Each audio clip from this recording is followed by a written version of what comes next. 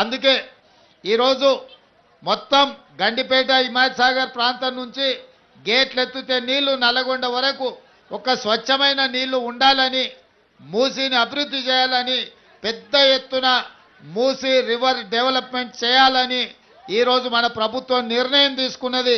హైదరాబాదు నగర అభివృద్ధి కోసం, మూసీ పరివాహక అభివృద్ధి కోసం 5 ఏళ్లలో 1,50,000 కోట్ల రూపాయలతోని ప్రణాళికలు సిద్ధం చేసి తొందరలోనే పనులు ప్రారంభించబోతున్నామని చెప్పి మీ అందరి సమక్షంలో ఇవాళ మనం ప్రకటించుకుంటున్నాం. ఎందుకంటే ఈ నగరం అభివృద్ధి చెందినప్పుడే, ఈ నగరంలో శాంతి భద్రతలను కాపాడినప్పుడే, ఈ నగరంలో ఇతర ప్రాంతాల నుంచి వచ్చే వాళ్లకు విద్య, ఉద్యోగ, ఉపాధి అవకాశాలు కల్పించినప్పుడే మన నగరం విశ్వనగరంగా మారుతుంది. అసలైన తొలి వెలుగు. ఫాలో వాట్సాప్ @తొలి వెలుగు official.